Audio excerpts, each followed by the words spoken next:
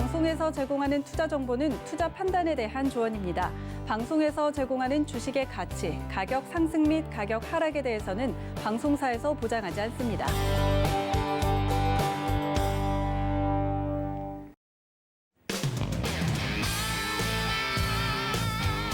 안녕하세요. 해외 선물 매매 길잡이 해외 선물 넘버원 진행의 이수연입니다. 정말 오랜만에 여러분들께 이 해외 선물 프로그램으로 찾아뵙는데요. 앞으로 매주 평일 밤 11시마다 저희 해외 선물 넘버원이 함께할 테니까요. 많은 기대와 시청 부탁드리겠습니다. 그리고 그동안 여러분들이 각별히 더 기다려주신 만큼 저희가 다양한 정보와 실전에 쓸 수 있는 매매 전략들 챙겨드릴 테니까 저희와 함께 해외 선물의 넘버원이 돼보시기 바랍니다. 자, 내일 미 대선을 앞두고 있는 뉴욕 증시는 그 변동성이 올 들어 최고치에 도달할 것이라는 전망이 나왔습니다. 바이든이 트럼프 대통령보다 10%포인트 정도 지지율이 앞서가는 상황에서 지금 지수 선물을 포함해 금과 오일, 채권, 달러까지 모든 상품에서 흔들림이 보일 정도로 현재 상품 시장이 어마어마한 변동성을 확대하고 있습니다. 그런 상품에 대해서 전략들 챙겨보시기 위해서 오늘 해외 선물 넘버원과 함께 해보시기 바라겠습니다. 참고로 본 방송에서 제공해드릴 정보는 투자 판단에 대한 조언일 뿐 해당 주식의 가치나 수익률을 보장하진 않습니다. 또 서울경제TV는 자본시장통합법 준수하고 있습니다. 1:1 투자 상담부터 유사 수신행위까지 모든 불법 사항들을 엄중하게 금지하고 있다는 점 전해드리면서 지금 본격적으로 출발해볼 텐데요. 오늘 함께할 마스터 화면으로 만나보시죠.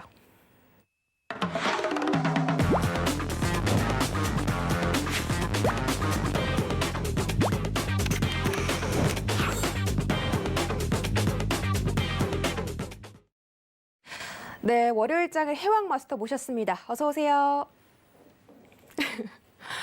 이제 방송하기 전에 저를 보고 좀 인사를 해주시라고 했더니 까먹으셨나 봐요. 화면을 보고 인사해 주셨는데 정말 오랜만에 또 모셨잖아요. 소감이 좀 들어보고 싶은데 오늘 좀 감회가 남다르시겠어요. 네, 일단은 시청자분들께 다시 한번 인사드리도록 하겠습니다. 안녕하세요, 해왕입니다. 네, 저희가 이제 해외선물 넘버원 코너로 다시 한번 여러분께 뵙게 되었는데 사실 감회가 굉장히 새로워요.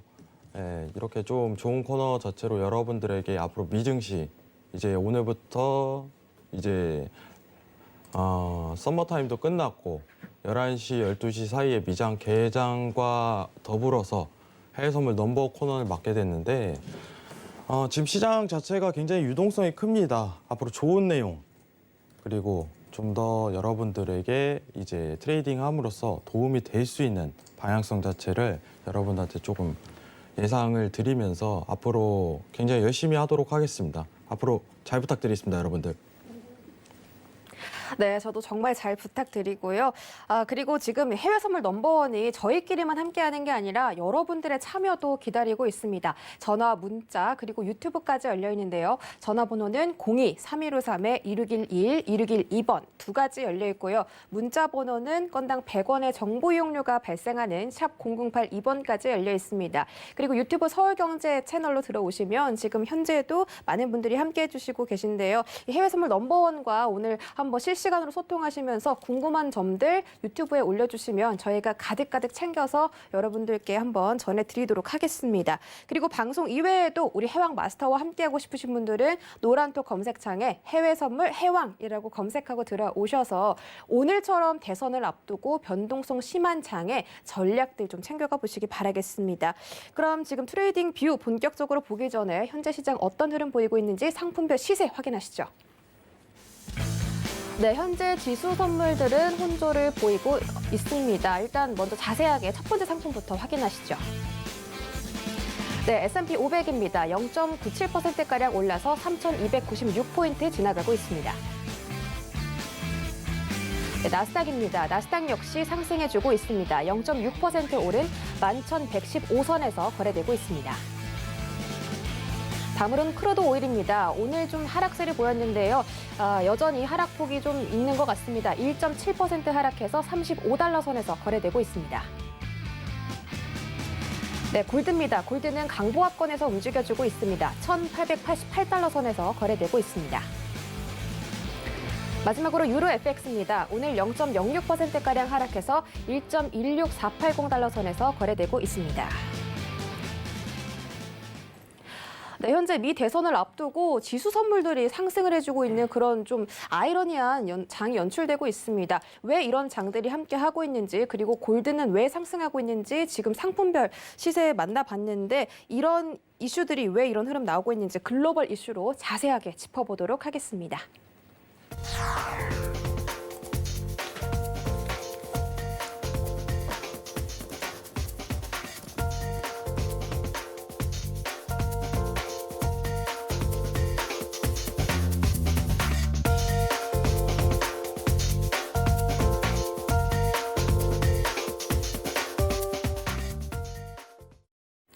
네, 오늘의 글로벌 이슈들 함께 짚어보고 왔는데 또 제가 자세하게 첫 번째 뉴스부터 정리를 해보도록 하겠습니다. 미국 대선이 하루 앞으로 다가왔는데요. 여론조사의 지표는 바이든 후보의 승리 쪽에 조금 더 기울어 있다는 분석입니다. 현재 바이든 후보의 지지율이 트럼프 대통령을 10%포인트가량 앞서고 있다는 보도가 속출하고 있는데요. 하지만 대선의 승부처로 꼽히는 6개 경합주는 여전히 오차범위 싸움이 많아서 승패를 예단하기는 아직 어렵습니다. 이에 따라서 이번 주 뉴욕 증시의 변동성이 올 들어 최고치에 도달할 것이라는 전망이 나왔는데요. S&P 지수와 나스닥 지수가 지난 한 주에만 5%가 넘는 하락 조정이 나왔습니다. 하지만 현재 시장에서는 좀 상승 흐름이 나와주고 있는 것으로 보였고요. 또 대선뿐만이 아니라 의회 선거도 함께 진행되기 때문에 어느 당이 상원을 차지할지 지켜보는 것도 관전 포인트가 될 수 있겠습니다.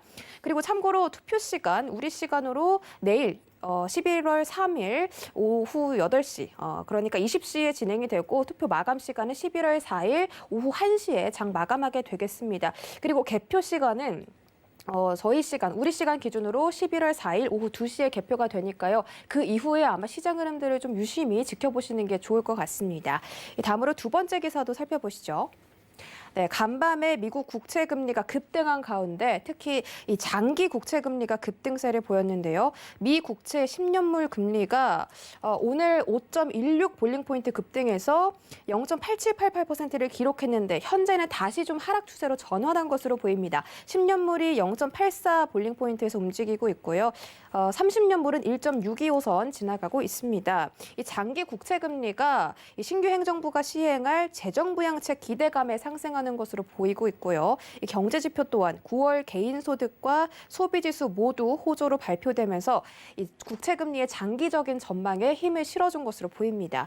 또 이번 주 목요일 날 연준 FOMC의 회의를 앞두고 이 투자자들이 자산 매입 프로그램의 규모와 그 관심에 대해서 좀 구성에 대해서 관심을 돌리면서 채권 시장의 흐름을 지켜보고 있기 때문에 오늘 또 이에 대해서 자세한 이야기 좀 살펴보도록 하겠습니다. 마지막 기사 살펴보시죠. 네, 국제 유가가 코로나19의 재확산 여파로 급락하고 있습니다. 크루드 오일 가격은 한때 33.64달러 선까지 오늘 내려왔다가 지금 35달러 선까지 좀 회복을 해준 모습이고요. 지난 5월 이후에 최저치를 찍은 건데요.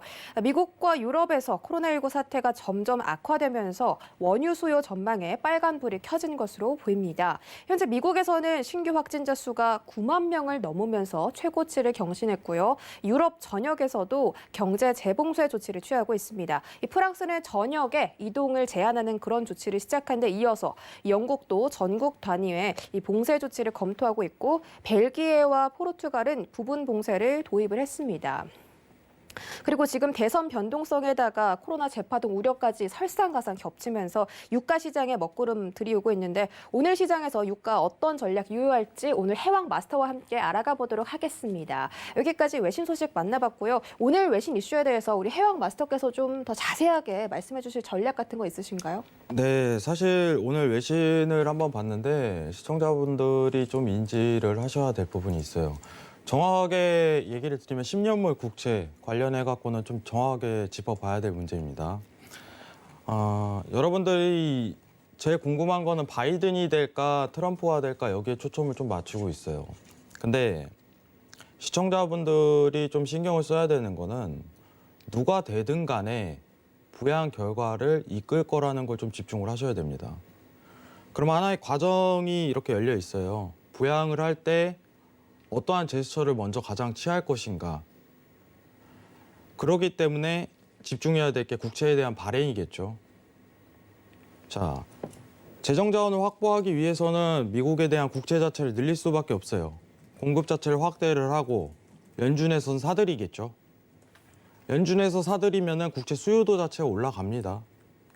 그렇기 때문에 이슈 자체를 다루기 전에 국채에 대한 금리 상승, 이거는 무슨 뜻이냐? 공급량이 조만간 확대될 거라는 기대감에 물량을 던지는 사람들이 많다는 겁니다. 너무 기본적인 얘기겠지만 국채 가격하고 국채 수익률 자체는 반비례합니다.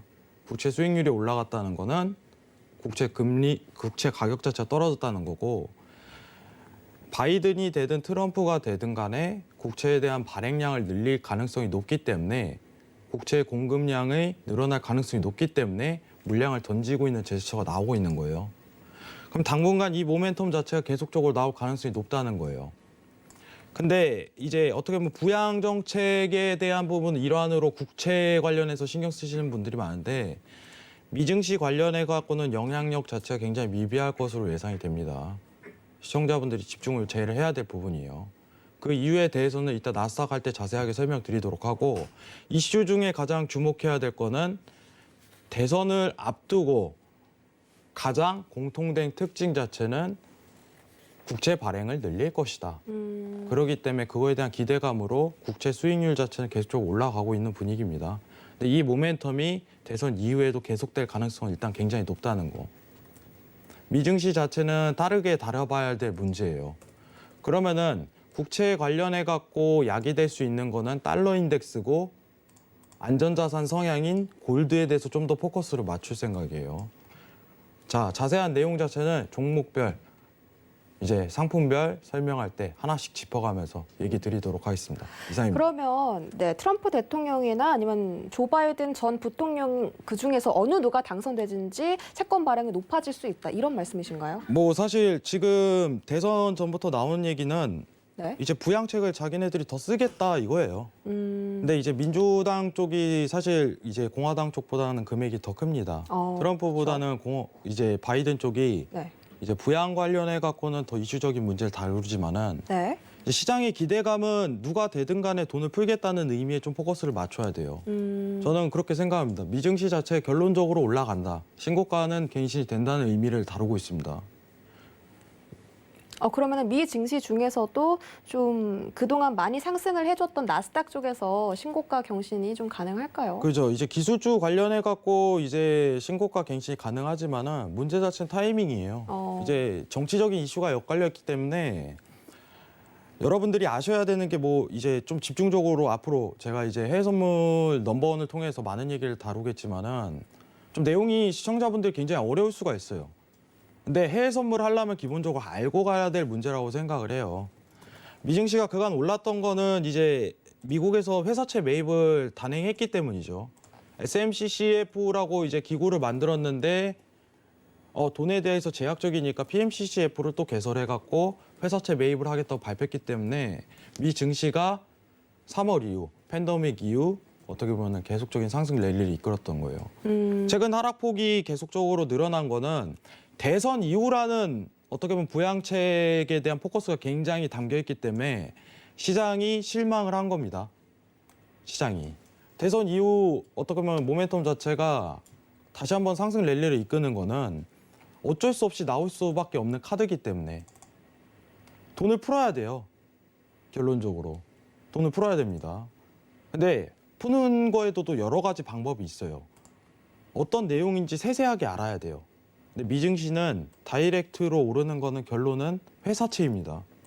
이 부분은 저희가 이제 이슈적으로 이제 해외선물 넘버원을 통해서 계속적으로 다루겠고, 오늘 가장 중요한 포커스 자체는 아까 외신에서 앵커님이 다뤄주셨던 10년물 국채가 수익률이 10년물 국채 수익률 또는 10년물 국채 금리 자체가 왜 상승하냐, 이게 포커스예요. 이거 중요한 겁니다. 정확하게 아셔야 돼요. 왜냐? 두 공통점 자체가 국채 자체는 어쨌든 늘릴 거라는 기대감입니다. 그러면은 대선 이후에도 계속적으로 국채 수익률은 업이 될 가능성이 높고, 국채 가격 자체는 계속적으로 다운그레이드로 내려갈 가능성이 높다는 점이요. 한계점은 도출하겠죠. 그 한계점까지 이따 이제 안전자산 성향 얘기할 때 자세하게 얘기 드리도록 하겠습니다. 네. 네, 고맙습니다. 여기까지 글로벌 이슈 파헤쳐봤고요. 저희는 본격적인 트레이딩 뷰 살펴보는 해외 선물 나우 코너로 이동해 보시죠.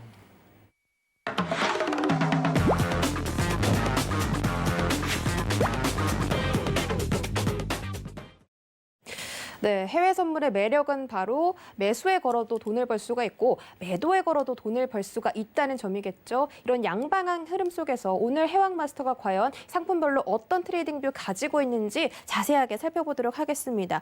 먼저 골드부터 살펴보면 좋을 텐데요. 이 골드가 최근에 2,000달러 선을 넘어섰다가 최근에 좀 조정이 나오고 있는 모습입니다. 오늘 분봉 차트 보면 1,894달러 선까지 터치를 했다가 지금 길게 음봉으로 빼고 있거든요.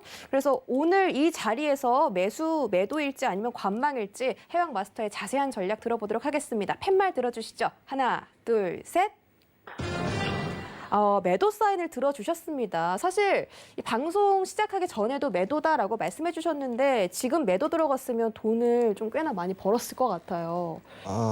사실 이제 오늘 앵커님께서 얘기하신 것 중에 이제 양방향에 대한 부분을 얘기를 했는데 네. 뭐 선물이라는 것 자체는 원래 양방향이기 때문에 이제 떨어지는 분위기에서도 좀 수익을 낼 수 있다는 게 있죠. 근데 여러분들한테 저는 조언을 하나 해드리고 싶어요. 양방향인 만큼 리스크도 2배로 올라간다는 거예요. 양방향인 만큼. 적절한 시장에 대한 대응 자체가 필요한데 오늘 제가 굉장히 고민한 것 자체는 사실 대선 전에 무리하게 거래를 할 필요성이 있을까 이거예요. 대선 전입니다. 자, 일단은 골드 차트 가볍게 보고 넘어가도록 하겠습니다, 여러분들. 자, 오늘 크게 원웨이 장으로 흐를 가능성은 굉장히 적어요. 간단하게 보셔야 됩니다, 간단하게. 오늘 고점 분위기는 나왔습니다.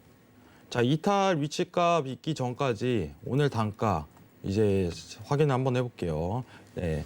오늘 이제 골드 12월물 기준으로 1896.0 이탈 전까지는 매도 분위기를 지금부터 보셔도 돼요. 이탈 된다면은 그대로 장 스탑을 하시는 걸 좀 권유드려요. 근데 최근 동향 자체를 보면은 이제 골드 자체가 분위기가 쉽게 못 오르죠. 골드 자체가 쉽게 분위기가 못 오릅니다. 이게 10년물 국채와도 연관성이 있어요. 좀 더 다운그레이드 될 가능성이 굉장히 높다고 좀 판단을 드리는데 여러분들한테 이제 대선 관련해 갖고 얘기를 먼저 드리기 전에 이슈를 다뤘을 때 이제 10년물 국채에 대해서 설명을 드렸는데 달러 인덱스를 보면서 자세한 설명을 한번 드리도록 할게요. 네. 이제 달러 인덱스입니다, 여러분들. 자, 여러분들 제가 좀 크게 볼게요. 지금부터 집중을 좀 하셔야 됩니다. 전체 지금 시장 분위기 자체를 먼저 캐치를 하셔야 돼요. 대선 이후, 오늘이 중요한 게 아니에요. 앞으로가 중요한 겁니다. 앞으로가. 원래 이제 이슈가 내일 대선이 있기 때문에 크게 이제 당일 진폭 가지고는 의미가 없어요. 앞으로 방향성 자체가 문제지. 자, 오늘 좀 거시적인 얘기를 하려고 합니다, 여러분들. 자, 양적 완화 얘기하는데 양적 완화 얘기를 하는데 달러 인덱스를 집중을 해야 되는 건 앞으로 달러에 대한 하락폭이 더 클 거기 때문에 골드라든가 실버, 이제 기금속 관련해 갖고 신고가 갱신은 언제든지 가능합니다. 근데 문제는 타이밍이에요. 타이밍. 자, 2014년도 7월 차트 보시고 2017년도 차트 한번 비교를 해보세요. 지금 이걸 왜 봅니까? 이 시기에 이렇게 질문이 나올 수 있어요. 근데 이 시기가 지금 이 시기랑 맞물리는 시기입니다. 상황 자체가. 자, 집중해 보도록 하겠습니다. 2014년도 저를 기억하시는 분들은 얘기를 하실 거예요. 제가 올해 팬데믹 이후에 이제 달러 인덱스는 하방권으로 들어간다는 거는 돈을 푼다는 데 집중을 해야 돼요. 돈을 푼다는 데. 자, 2014년도는 미국입니다. 미국 정책이고 2017년도는 유럽 정책이에요. 자, 이제 상관도가 마이너스 1이고 정확하게 수치값으로 보면은 유로존이 달러 비축량이 전 세계 58%에 차지하기 때문에 거의 상관도가 마이너스 1로 비중을 두는 편이에요. 유로에 대한 정책을 알아야지 달러에 대한 변동폭도 예측이 가능한 시장입니다. 그렇기 때문에 두 나라의 정책 자체를 아셔야 돼요. 자, 2014년도에 무슨 사건이 있었냐? 돈을 푸는 거를 줄이는 시기예요. 이제 테이퍼링이라고 얘기를 하죠. 자, 미국에서 채권 매입을 하던 거, 야, 이제 우리는 줄이자. 자, 돈을 줄이겠습니다. 푸는 걸 이제 줄이겠습니다. 돈 그만 풀게요. 조금씩 그만 풀게요. 달러 상승합니다. 자, 2017년도는 뭐냐? 유럽에서 합니다, 이번엔. 자, 유럽에서, 야, 유로화 이제 그만 풀게요. 그만 풀겠습니다. 그럼 이번에는 유로가 상승하기 때문에 달러가 떨어진 겁니다. 자, 개념이 다르겠지만 지금 시기는 뭐예요? 달러를 푸는 시기입니다. 굉장히 간단해요. 굉장히 간단합니다. 달러를 푸는 시기예요. 그럼 어떤 모멘텀이 나오냐? 달러는 추가 하방으로 들어갈 가능성이 굉장히 앞으로 열린다는 시점이에요. 이해하실 거라고 생각합니다. 굉장히 간단하게 설명했어요. 거시적으로 먼저 시장 환경을 볼 줄 아셔야 돼요. 향후, 자, 근데 이렇게 물어볼 수도 있죠. 유로존은 돈 안 푸나요? 유로도 풀잖아요. 이겁니다. 근데 두 나라에 대한 정책 비교가 필요해요. 비교도 자체가. 유로는 추가적인 정책을 펼칠 수 없습니다.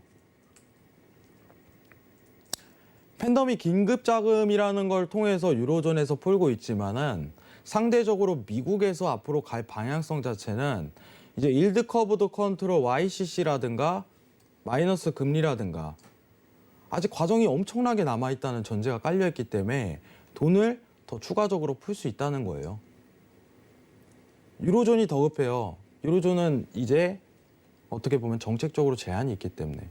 근데 미국은 뭐예요? 막상 까보면 알겠지만 이번에 미국 쪽에서 채권 매입을 개시하고 회사채죠. 정확하게 국채 그리고 MBS 채권이 아닌 회사채 관련해 갖고 얘기가 나왔었는데 회사채 관련해 갖고 매입한 걸 봤는데 SMCCF를 발동하고 나서 그 다음에 긴급적으로 PMCCF를 개설합니다. 왜냐? SMCCF는 자금에 대한 유동화 기구인데 자금적으로 매입하는데 제한적이기 때문에 PMCCF라는 유동화 기구를 만들어서 여러분들 갑작스럽게 시장 자체가 기대감이 살려서 미증시가 폭등한 적이 있어요.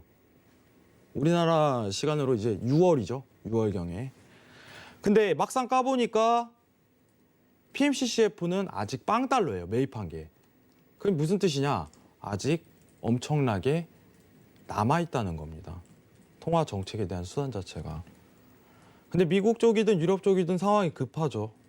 근데 두 나라에 대한 통화 정책을 비교해 봤을 때 앞으로 미국 쪽에서 통화 정책을 더 크게 발휘할 가능성이 예상이 되기 때문에 달러 인덱스는 추가 하방으로 언제든지 들어갈 수 있습니다. 자, 언제 들어갈까요? 새로운 정책 발현했을 때 그냥 들어가 버립니다. 그때 원웨이장 나와버려요. 오늘도 내일도 이번 한 주도 그냥 매도세로 내려가는 타이밍이에요. 그럼 여러분들이 지금 집중해야 되는 건 뭐냐? 지금 정책이에요. 여러분들. 자, 여러분들 이제 솔직하게 좀 얘기를 해보도록 할게요. 미증시 자체가 신고가를 갱신했었죠. 팬데믹 이후에. 간단하게 얘기하겠습니다. 제가 3월부터 계속 얘기했던 것처럼 3월에 마지막으로 서울경제TV 나왔었는데 기업 실적 보지 말라고 했어요. 의미 없다고. 기업 실적 어차피 최악으로 나오는데 지금 뭘 봐야 됩니까? 지금 통화 정책에 대한 수단과 개시, 결정 이런 부분을 포커스 맞춰야 된다고 제가 누누이하게 얘기 드렸어요. 그러고 나서 이제 신고가 갱신한 겁니다. 근데 앞으로도 그럴 거예요. 앞으로도. 너무 당연한 얘기예요. 제가 앞으로 해외 선물 넘버원 나오면서 통화 정책에 대해서 계속적으로 설명하고 계속적으로 새로운 정책, 새로운 내용, 그리고 연준에서 설명하는 어떤 내용, 뭐가 바뀌었나, 앞으로 뭐가 열리나 이 부분을 강조할 거예요. 근데 오늘 골드 하다가 이제 달러까지 얘기 나왔는데 오늘은 제가 오늘 첫 방인 만큼 거시적인 환경을 먼저 설명드리는 게 예인 것 같아요. 통화 정책 많이 나왔습니다. 그러면은 골드는 신고가 갱신 가능하다는 거예요. 근데 오늘은 왜 매도세를 들었냐? 정책이 안 나왔잖아. 정책 나와야 돼요. 미국 쪽에서 정책 새로 나오면 골드가 올라갑니다. 왜냐? 달러가 원웨이가 나오기 때문에 포커스가 맞춰질 수밖에 없어요. 지금은 계속 이제 8월 대비해 갖고 상승폭을 제한을 하죠. 새로운 정책에 대한 이슈 자체가 발현되지 않기 때문이에요. 너무 간단한 거예요. 골드 성향 자체는 미국 정책하고 맞물려 있습니다, 여러분들. 그러면은 그 정책이 발현되기 전까지는 국채 발행량을 늘릴 테니 골드 값도 하락폭에 대한 랠리를 일봉상 이어갈 수 있고, 자, 오늘 60분봉 상황 보더라도 고점 분위기는 형성된 것 같아요. 당일 트레이딩 하시는 분들은 이제 1896입니다. 1896.0 이탈 전까지 매도 분위기는 취해주시는 게 좋을 것 같습니다. 이상입니다. 알겠습니다. 뭐 골드가 지금 국채 금리가 오르는 것과 관련해서 떨어지고 있다, 이렇게 관련 지어볼 수 있다라고 말씀해 주셨고요. 미국의 정책과 관련이 되어 있기 때문에 앞으로 어떤 대통령, 어떤 후보가 대통령이 되든지 그 후보가 중요한 것이 아니라 앞으로 어떤 정책을 내놓는지가 중요하겠다, 이렇게 좀 체크를 해보도록 하겠습니다. 자, 다음 상품 오일로 확인해 보도록 할 텐데요. 지금 오일 살펴보시면 오늘 또 34달러 선을 터치를 했습니다. 현재는 그 하락폭을 조금 만회해준 모습인데요. 과연 오늘 오일뷰 좀 어떻게 살펴보실지 궁금합니다. 현재 크루드 오일 가격이 35달러 선에서 거래가 되고 있는데 미 변동성 때문에 오일 시장까지 좀 영향을 받는 것으로 보이거든요. 오일은 어떤 전략일지 지금 바로 팻말 들어주시죠. 하나, 둘, 셋. 관망 의견 주셨습니다. 역시나 지금 크루드 오일 가격에 대해서 관망 의견이 나왔는데 왜 웨이든 씨? 이 관망으로 말씀해 주셨나요? 자, 일단은 고민이 굉장히 많은 단가예요, 여러분들. 사실 이제 일본 관점으로 얘기를 먼저 드려야 되는데 오일이 종목 중에 방향성이 제일 없습니다. 이제 앞으로 향후 오일 가격 자체는 크게 오르진 못해요. 자, 이제 오펙 플러스하고 이제 미국 셰일 업계에 대한 가능성 자체를 좀 보고 싶은데, 지금 셰일 업계가 이제 생산성 자체는 최악화로 흘러가는데 이제 레인지 구간이에요. 앞으로 레인지 구간.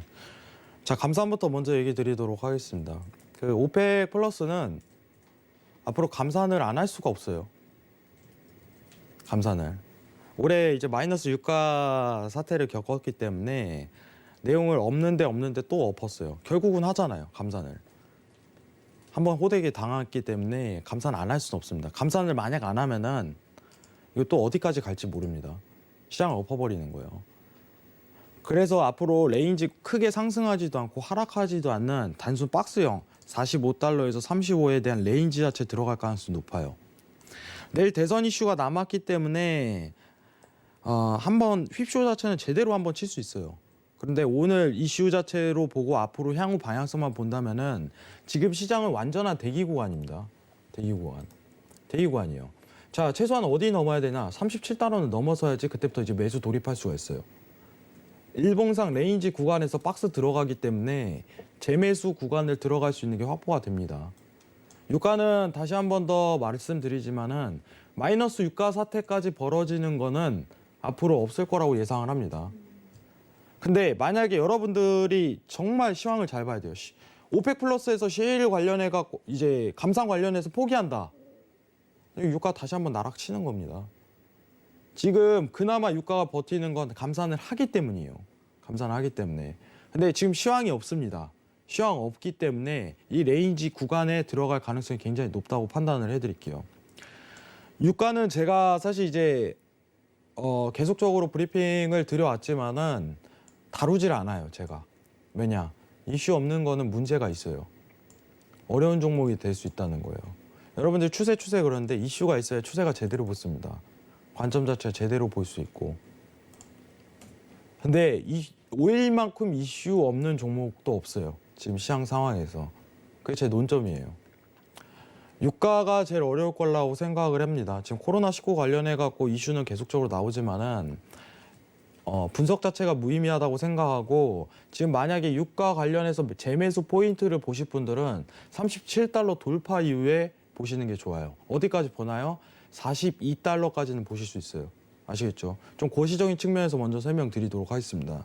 이슈가 생기면은 제가 해외 선물 넘버원을 통해서 계속적으로 다룰 거예요. 근데 당분간은 이제 유가 관련해서 할 얘기는 크게 없을 것 같아요. 왜냐, 저도 몇 달을 지켜봤거든요. 유가가 이슈가 있나 없나. 단순히 이제 기술적 분석으로밖에 들어갈 수 없는 상황이다. 이렇게 간단하게 정리해드리도록 하겠습니다. 이상입니다. 알겠습니다. 크루드 오일 같은 경우는 37달러 선을 돌파하면 42달러까지 올라올 수가 있는데 현재 시장에 이 오일과 관련한 이슈가 딱히 없다. 오일이 지금 이 정도 가격을 유지해 주는 것은 그나마 감산을 하고 있기 때문인데 앞으로 오일에 대한 자세한 이슈가 나온다면 우리 해왕 마스터께서 조금 더 자세한 전략까지 세워주신다고 하니까 끝까지 함께 해주시기 바라겠습니다. 그럼 저희는 개장 2분 남겨두고 나스닥 시세 한번 살펴보도록 하겠습니다. 오늘 미대선 앞두고 사실 이 3대 지수가 하락을 할 것이다라고 많은 분들께서 예상을 해주셨는데 그 예상을 깨고서 지금 3대 지수 선물 상품들이 모두 좀 상승 흐름을 보였거든요. 그래서 오늘 시장이 좀 어떻게 될지 걱정이 되는데 과연 이 미대선 앞두고 이렇게 지수 선물이 상승하는 게 좋은 건지 좀 의견도 궁금합니다. 오늘 나스닥 자리 어떻게 전략 세우면 좋을지 팻말 들어주시죠. 하나, 둘, 셋. 관망 의견 주셨습니다. 역시나 이 변동성에 대비해서 굳이 오늘 매매할 필요 없다. 이런 의견이신가요? 네. 오늘 정확하게 지적을 해주셨는데 네. 사실 이제 미장 자체가 내일 열리는데 이제 대선이죠. 대선이 이제 내일 시작을 하는데 여러분 재밌습니다. 대선 때 장. 보기만 해도 재밌어요. 해외 선물 하시는 분은 굉장히 재밌을 거예요. 근데 변동폭 자체가 이제 올해 최고조에 이를 것이다 이렇게 했는데 어쩔 수 없어요. 최고조입니다. 변동폭 자체가. 자, 근데 여러분들한테 미리 얘기 드리는 거는 자, 내일 한번 원웨이장이 나올까요? 네, 내일 원웨이장 안 나옵니다. V자로 나올 거예요. V자로. 좀 재밌어요. 지금 일단은 대선 전부터 좀 얘기를 드리도록 할게요. 올해 이제 해외 선물 하시는 분들이 굉장히 힘드셨을 거예요. 솔직하게 얘기 드리겠습니다. 해외 선물 하시는 분들 굉장히 힘들었을 겁니다. 이게 왜냐면은 작년 대비해 갖고 장 유동성 자체가 역대 최고예요. 역대 최고. 한번 자칫 잘못 진입해 버리는 순간 이제 매매 자체가 꼬일 가능성이 굉장히 높아요. 손절이라든가 익절 대비해 갖고 손익비 평가를 제대로 할 줄 아셔야 되는데 그렇기 때문에 리스크도 최고의 시장이고 수익도 최고의 시장이에요. 자, 3월 이후 시장 자체에 대해서 먼저 파악할 필요성이 있습니다, 여러분들. 3월 이후에. 자, 올해 이제 팬데믹 현상이 펼쳐졌죠. 자, 근데 시장의 분위기 자체에 대해서 캐치를 먼저 하셔야 됩니다. 제가 오늘은 아시는 분들은 있으시겠지만 이런 거시적인 것부터 먼저 설명을 할 줄 알아야지 앞으로 향후 장세에 대한 흐름도 자체를 측정할 수 있을 거라고 생각을 해요. 왜냐? 이게 지금 제가 오른쪽으로 본 그림 자체가 지금 파란색 동그라미 보이시죠? 이게 정책입니다. 정책의 힘이에요. 돈의 힘이고. 정부, 연준에서 달러를 풀어들인 돈으로 어마어마한 채권을 사들이기 때문에 가능한 거라고 판단하시면 될 것 같아요. 자, 일단은 왼쪽에 팬데믹 현상이 펼쳐지고 나서 오른쪽이 미 증시에 대한 상승 흐름이 있었던 것 자체가 너무 간단해요. 미국에서 연준에서 회사채를 건드렸습니다. 회사채를. 자, 국채랑 이제 MBS 채권 자체 두 개가 있어요. 원래 이제 2008년 이제 리먼 사태 이후에 계속적으로 해왔던 것 자체가 자, 다시 한번 표기를 할게요. 자, 국채 있고 국채. MBS 채권이 있습니다. 이거 용어가 생소할 수 있어요. 예, 간단하게 제가 정의를 드릴게요. 근데 회사채예요. 이게 특이 케이스인 겁니다. 이게 여러분들 회사채. 자, 국채랑 MBS 채권 그때 리먼 사태 이후에 주택 저당 담보 증권 해갖고 이제 어떤 피라미드에 대한 구조 MBS 채권 자체를 그때부터 사들였는데 이거는 건드릴 수가 없어요. 새로 건드는 게 아니잖아. 기존에 있던 거잖아요. 너무 당연시 되는 거예요. 왜냐면 부동산 시장을 안정화하기 위해서는 지속적으로 매입하는 방법밖에 없었어요. 근데 테이퍼링을 개시하고 어떻게 보면은 채권 매입을 중단하고 자산에 대한 축소까지 진행을 했었습니다. 미국에서. 여기가 이제 2020년도 이전 상황이에요. 팬데믹 터지고 이제 아드레날린이라고 제가 좀 표현을 하는데 기존에 했던 정책 가지고는 시장을 살릴 수가 없어요. 미증시가 어마어마한 거래량이 뛰기 때문에 사이드카도 계속 발동되는 거야. 팬데믹 터진 다음에. 자, 일단은 좀 이따가 개장 이후에 자세한 설명 드리도록 하겠습니다. 네, 현재 뉴욕 지수 3대 지수가 모두 개장을 했습니다. 다우존스가 1.2%, S&P 500이 1.2%, 나스닥이 0.9%가량 좀 강한 힘으로 상승을 해주고 있는데요. 3대 지수가 이렇게 흘러가는 만큼 선물 시장에서도 또 어떤 변화가 있을지 살펴봐야 할 것 같습니다. 상품별 시세 다시 한번 만나보시죠. 네, 역시나 지수 선물은 상승, 그리고 나머지에서는 혼조세가 나타나고 있습니다. 자세하게 살펴보시죠. 먼저 S&P 500입니다. 1.12%가량 오른 3,301포인트에서 거래되고 있습니다. 나스닥입니다. 나스닥 0.7%가량 올려 세운 11,128포인트에서 거래되고 있습니다. 네, 크루드 오일입니다. 크루드 오일은 1%가량 하락해서 35달러 선을 지나가고 있습니다. 네, 골드입니다. 0.6%가량 강보합권에서 조금 더 올라서 1,891달러 선에서 거래되고 있습니다. 마지막으로 유로 FX입니다. 0.07%가량 하락폭을 좀 키워내면서 1.16470달러 선에서 거래되고 있습니다. 네, 지금 뭐 속보에는 별다른 이슈가 없고요. 뭐 여러 가지 영국에서 지금 재봉쇄 조치를 들어간다 이런 이슈들이 있는데 사실 지금 글로벌 증시에서는 코로나 확산 문제가 조금 더 심각하게 여겨지고 있는 것으로 보입니다. 지금 개장 이렇게 한 상황에서 나스닥 선물 이야기 해주셨는데 계속 말씀 들어볼까요? 네, 오늘 이제 개장 속보를 듣다 보니까 오늘부터 이제 해외선물 넘버원을 통해서 이제 미장 개장과 동시에 열리기 때문에 실시간으로 시장 상황을 살펴볼 수 있을 거예요. 네. 네, 이어서 좀 설명은 드리도록 하겠습니다. 지금 여러분들이 이걸 아셔야 되는데 이제 앞으로 국채, MBS 채권, 회사채 중에 가장 중요한 건 회사채예요. 회사채. 자, 국채 자체는 의미가 없습니다. 3월 이후에 간단하게 얘기 드리면은 회사채 샀기 때문에 올라간 거예요.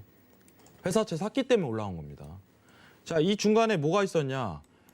회사채 관련해 갖고 기구 설립한다고. 이거 직접 기구예요, 여러분들. SMCCF는 이제 유동화 기구 걸쳐서 오는 거고 한 달이 쉽게 얘기해 갖고 연준에서 기구 설립해 갖고 거기서 사들이겠다 이겁니다. 왜냐? 법적으로 제한이 있기 때문에. 근데 막상 까보니까 연준에서 PMCCF 개설한 다음에 국채 안 사들였습니다. 무슨 뜻이냐? 향후 카드로 남아두겠다는 소리예요. 시장에서는 이런 얘기가 나오고 있어요, 여러분들. 간단하게. 뭔 얘기가 나오냐? 자, 이거 회사채 안 살 거야. 말이 안 됩니다. 연준은 그 정도 바보가 아니에요. 다 예비의 수단으로 남겨놓는 겁니다. 한 번 더 이제 실질적으로 팬데믹 자체가 오래 갈 거를 예견하기 때문에 코로나19 관련해서 확진세 늘어나고 기업 실적 악화에 대한 우려감으로 또 회사채 추가 매입한다는 소식 자체가 들릴 겁니다. 그럼 어떻게 되냐? 미증시 원웨이 갑니다, 그냥.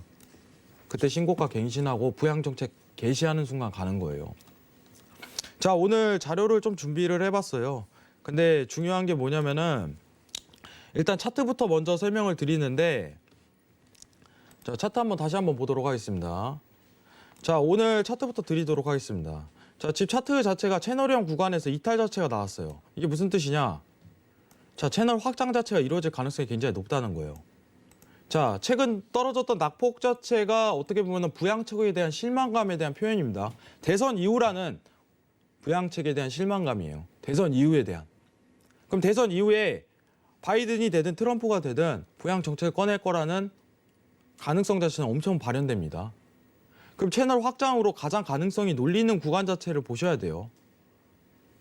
자, 지금 볼 수 있는 채널 확장에 대한 구간 자체는 자, 이 자리가 되겠죠. 자, 그러면은 현 단가상으로 부딪힐 수 있는 저항대. 자, 나스닥 기준으로 10500까지는 라인이 접근할 가능성이 커요. 재랠리를 들어갈 가능성이 높습니다. 이 이후에. 저는 미 증시가 상승을 탈 가능성이 높다고 생각을 합니다. 자, 한국 증시 보시는 분들 굉장히 많으실 거예요. 근데 문제는 타이밍이에요. 재매수에 대한 관점, 미국 주식, 이제 국내 증시에 대한 어떻게 보면 다시 접근성을 키워놓을 수 있는 관점 자체는 미국의 부양책이 결정돼 있다. 미국이 돈을 푼다는 의미를 강조했을 때 그때부터 발현되는 겁니다. 그럼 주식 시기가 있습니다. 언제냐? 대선 이후라고 제가 얘기를 몇 번이나 드렸어요. 그때까지는 힘들다. 왜냐? 정치적인 이슈 공화당, 민주당이 맞물려 있기 때문에 대선 전 어떻게 보면은 부양에 대한 합의 자체가 이루어지지 않으면 증시는 올라갈 수가 없어요. 상승에 대한 제약인 거죠. 그럼 대선 이후에 카드 꺼내겠죠. 그럼 증시 그때부터 올라가요. 그럼 전체적으로 시장 자체가 다시 한번 화랑기를 띨 가능성이 굉장히 높다는 거예요. 자, 오늘 좀 준비한 게 있는데 일단은 이 나스닥 관련해 갖고는 지지 포인트 자체가 10500으로 보시는 게 가장 이상적인 태도고, 내일 대선 때 펼쳐질 수 있는 차트의 그림 자체는 장대 음봉 뒤에 다시 되돌림 현상이에요. 전 이 카드가 가장 높다고 생각을 해요. 장대 음봉 뒤 되돌림. 대선 트럼프가 됐을 때 세상 이제 언론에서 이랬어요. 야, 트럼프 되면은 이거 미국 망가진다. 근데 미국은 달라요, 여러분들. 지금 바이든이 우세라고 얘기는 하지만은 그 당시 이제 한국 언론 시각에서는 힐러리가 너무 당연시 될 거야. 근데 미국인들의 시각은 굉장히 다릅니다. 미국인들의 시각 자체는 바이든이 우세라고 하지만 막상 까보면 다른 결과가 나올 수 있어요. 여러분들 이 부분은 집중하셔야 돼요.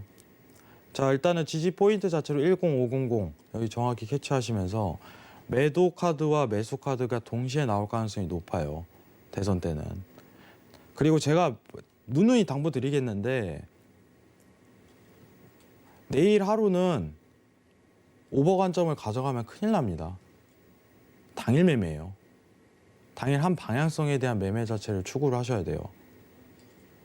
스케이핑을 하든 이제 단타 플레이를 하든 한 방향성 자체를 지속하고 그러면은 추세에 대한 어떤 저항대가 나와요. 그 저항이 돌파가 이루어지기 전까지는 한 방향성을 고집하고 그 돌파가 이루어진다면은 다시 스위칭 전략으로 다른 방향성을 도모해야 돼요. 왜냐? 매번 이슈적인 정치적인 이제 선거 투표, 브렉시트 관련해 갖고 선거 관련 전략은 이제 V자 반등 자체가 가장 많이 나왔습니다. 이 부분은 제가 집중할 거예요. 자, 그리고 이제 대선에 대한 어떻게 보면 전날이기 때문에 제가 자료 준비를 PPT를 해왔습니다. 여러분들. 자, 대선 이후에 대한 부분을 보는데 오늘 제가 이제 국제 금리에 대한 상승 자체를 얘기를 좀 준비를 했어요. 지금 오늘 이제 10년물 국채 가격 기준으로 0.8포인트대 유지 중인데 국채에 대한 발행량이 앞으로 늘어날 걸로 예상되기 때문에 모든 언론사가 제시하는 포인트 자체는 앞으로 트럼프는 당선되면 1.0포인트까지 국채 금리가 상승할 수 있다. 안전자산이 그만큼 다운된다는 거죠, 가격이. 달러는 상승하고. 근데 바이든 자체는 1.2%로 갈 수 있다. 이 부분을 예상을 했어요. 자, 그러면은 여기서 하나의 또 힌트가 나와요. 자, 국채 금리 자체가 계속적으로 올라가면은 연준에서는 방지를 할 거예요. 자, 국채 발행은 늘려야겠죠. 계속 늘릴 수밖에 없어요. 왜냐하면 재정을 확보해야 하기 때문에. 그러면은 국채 금리가 계속적으로 상승하는데 발행을 끊을 수는 없고 그때 꺼내는 카드가 뭐냐? YCC, 일드 커브도 컨트롤이 될 겁니다. 어떻게 보면 좀 연준보다 빠르게 예상안을 제가 꺼내는 거예요.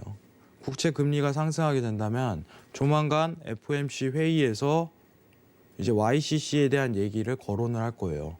최근 시장에서 나왔던 게 뭐냐? 마이너스 금리와 YCC가 있는데 이 부분은 제가 앞으로 계속적으로 이 코너를 통해서 얘기를 드리겠지만 어려운 표현입니다.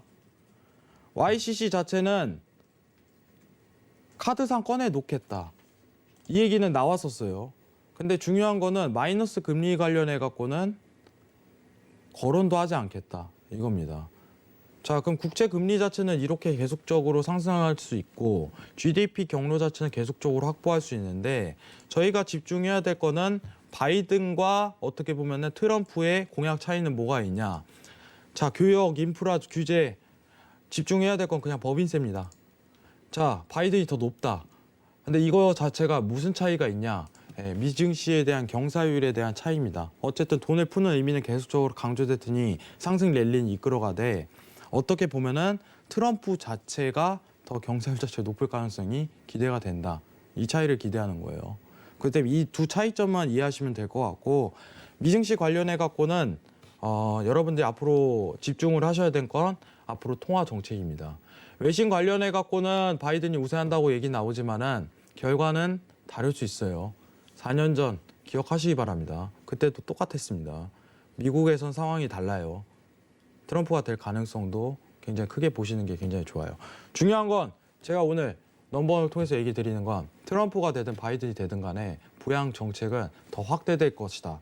그리고 미국은 정책 자체가 엄청나게 시나리오가 남아 있다는 거예요. 이 부분 앞으로 이제 교육을 통해서 자세하게 설명드리도록 하겠습니다. 이상입니다. 네. 감사합니다. 이 나스닥 지수 같은 경우는 1,500선까지 좀 떨어질 수 있다. 그 뒤에 좀 추가적으로 상승 전환이 될 수 있는데 사실 선거 관련 전략에서는 V자 반등이 경험적으로는 많았기 때문에 대선 이후에 여러분들이 나스닥 진입하시는 게 유효하다라고 정리를 해보도록 하겠습니다. 여기까지 트레이딩 나우 시간, 해외 선물 나우 시간으로 트레이딩 뷰 살펴봤고요.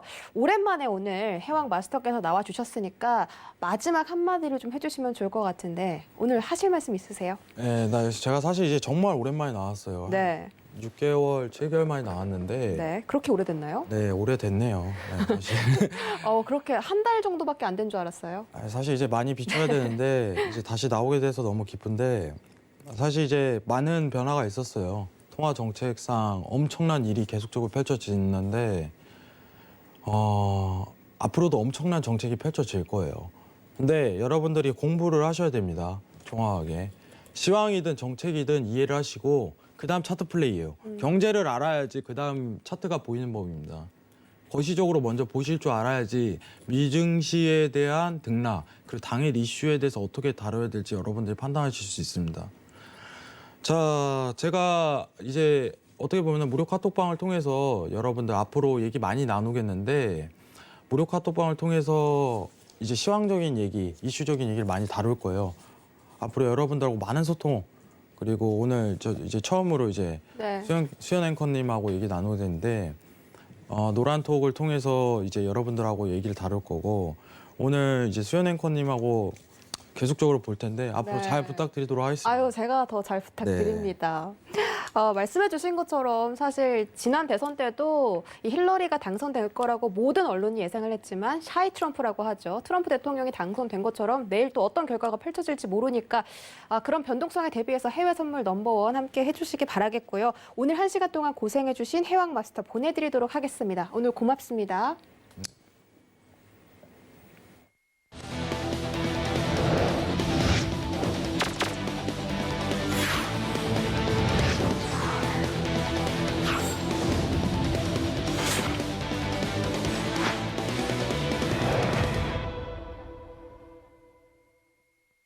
네, 해외 선물 넘버원 오늘 첫 시간이었는데 어떠셨을지 모르겠습니다. 오늘 상품별로 전략 챙겨드렸으니까 그 부분이 좀 많은 도움 되셨기를 바라겠고요. 이 방송 외에도 궁금한 점이 있으시다. 그리고 해왕 마스터의 전략이 듣고 싶다 하시는 분들은 노란 톡방이 활짝 열려 있습니다. 말씀해 주신 것처럼 이 차트 분석 이전에 조금 경제를 거시적으로 봐야 한다. 시황이 먼저다라고 말씀해 주셨는데 정말 시황 분석에서는 넘버원이라고 말씀드릴 수 있을 정도로 자세하게 설명해 드리고 있으니까 노란톡방 검색창에 해외 선물 해왕이라고 검색하고 들어오시면 되겠습니다.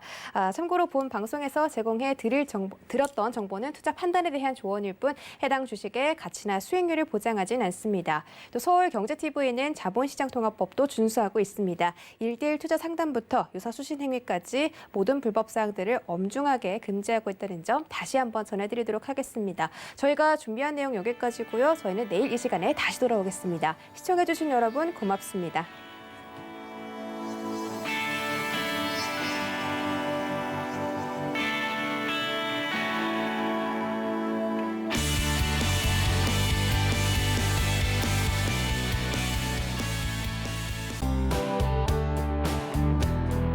방송에서 제공하는 투자 정보는 투자 판단에 대한 조언입니다. 방송에서 제공하는 주식의 가치, 가격 상승 및 가격 하락에 대해서는 방송사에서 보장하지 않습니다.